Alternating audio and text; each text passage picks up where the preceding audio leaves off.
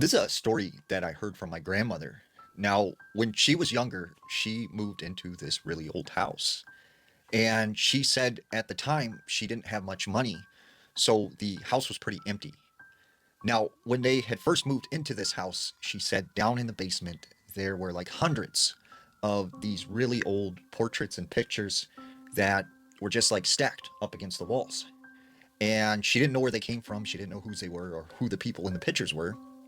But in order to make the house seem like, it was a home, she decided to bring the pictures upstairs and started putting them all over the house on the walls. So she said after she had got the last picture hung up, she felt like something was off. She just couldn't describe it, but she said the home felt like different.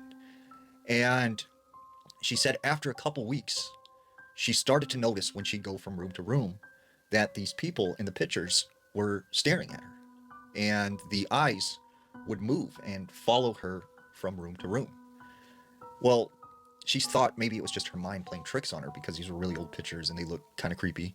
But she just tried to ignore it. She said, she would hear stuff at night, like people walking around or just sort of weird sounds. She thought it was, the house settling.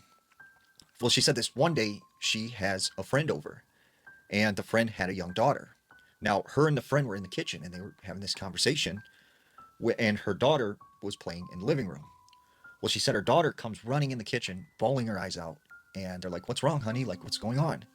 And she says, "Mommy, the pictures were staring at me and they were being mean." Now, my grandma never told anyone about these pictures that they sometimes followed her with their eyes. And so when she heard that this little girl, had seen it, like that kind of made her feel very uneasy. She said that there was this one particular picture, and it was this like old man with a balding head and this gray beard.